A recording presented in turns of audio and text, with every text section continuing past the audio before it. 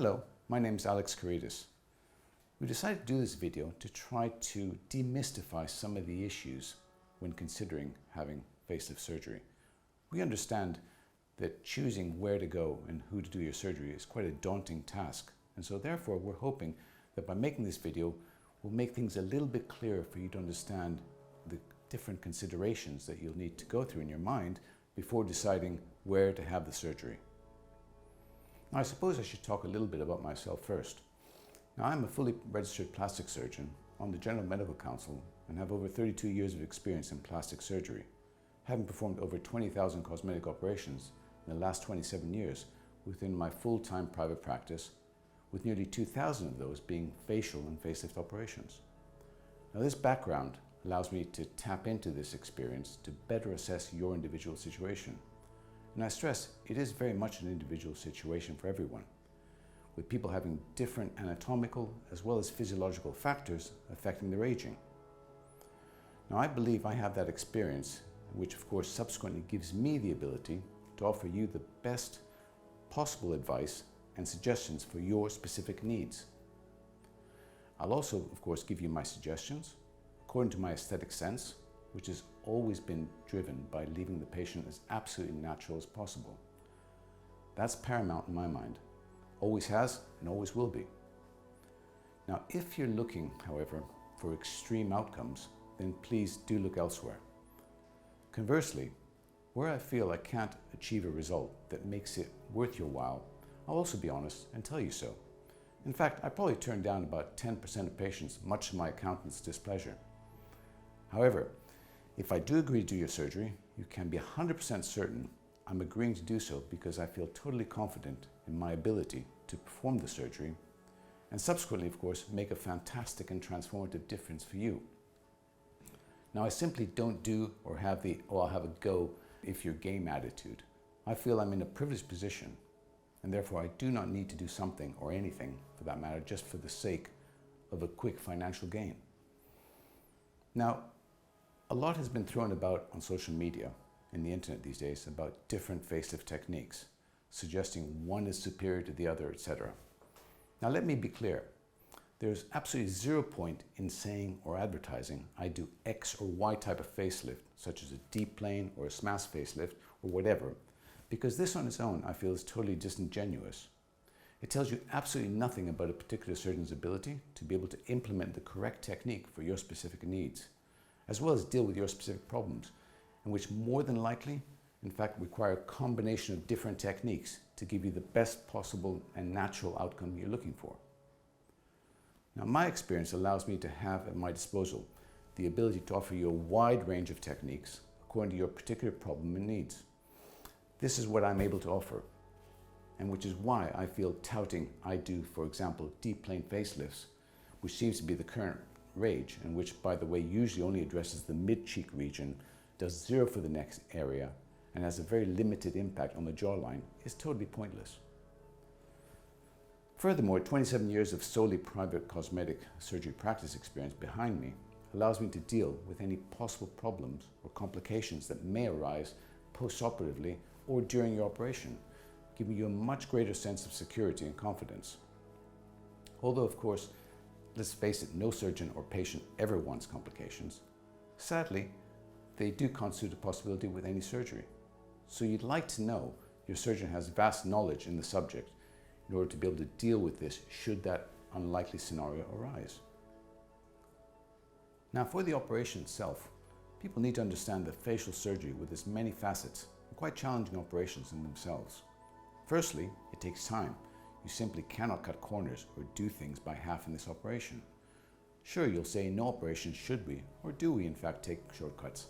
However, there are some operations that are simply less taxing and demanding on the surgeon's concentration and stamina than others are.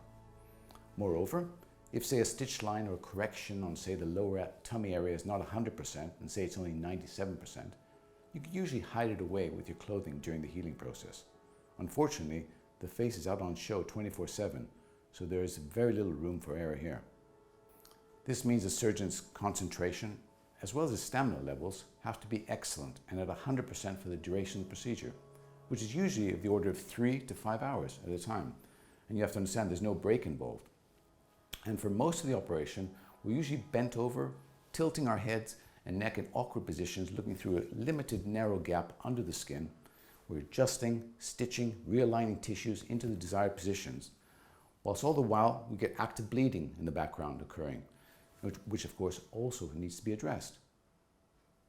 So once careful incisions are made, and I'll get back to that incisions and subsequent scars in a bit, the skin is lifted extensively in order to fully access and address and adjust the sagging deeper layers back into their correct position. This is really important, as you never want to lift and place tissues in the wrong position by forcing them or stitching them incorrectly. Because if you do that, you often get that rather strange windswept, pulled, or forced faces look that I'm sure most people really want to avoid. It's about getting the sense of where the tissue needs to be and then comfortably placing it there and not forcing it. This only comes with experience. Furthermore, the majority of the time, I also ensure that I retain rather than trim away any deep tissues, which I know some surgeons do. And I use this, in fact, to revolumize the face, particularly back into areas where there has been some loss or hollowing of the tissues that usually arises with age. So this self-revolumization further enhances your rejuvenation.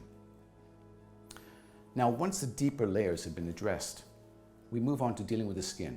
Now, in this regard, you have to understand that once the deeper structures are repositioned and lifted and aligned correctly, there usually is an excess of skin that arises and which has to be removed and trimmed carefully.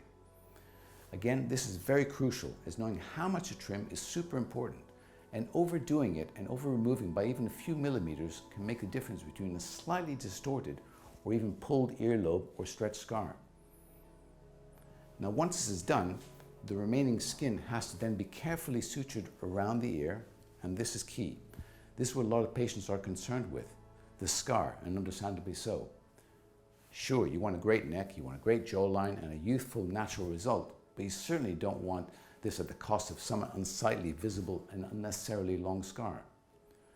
And this is important because all too often, unfortunately, I do see poorly placed, excessively long scars, which makes it impossible for ladies to put up their hair or sport a certain hairstyle, as they become very self-conscious of the appearance of the scar. Or even in men, who largely have shorter or even no hair by comparison, and they're left with highly visible scars both in front as well as behind the ear.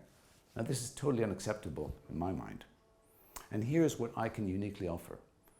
I can offer minimal hidden scarring, whilst at the same time maximizing your rejuvenation. Now, over the last 16 years, I've perfected a technique which is unique to my practice, which both allows me to maximize access to address the deeper tissues, and which of course is fundamental.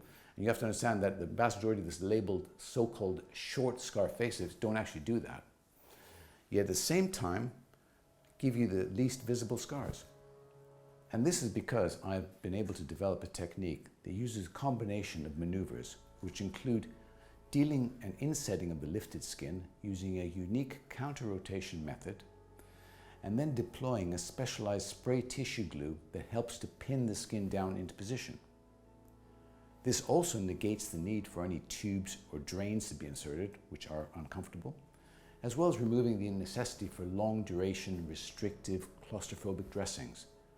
This further minimizes discomfort for the patient. Of course, I would never go so far as to promise patients invisible or undetectable scars, as there are simply too many factors that can affect everyone's healing ability.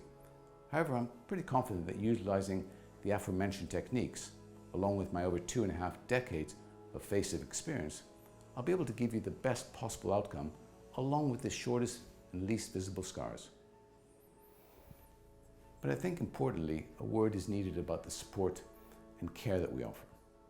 People need to understand that, crucially, despite any surgeon's experience or ability, support both pre- and post-operatively is very paramount. Going through any operation, whether that's a facelift or other procedure, is a big step for a majority of people, a step they're not usually familiar with. And this understandably leads to feelings of anxiety, nervousness, fear, as well as excitement.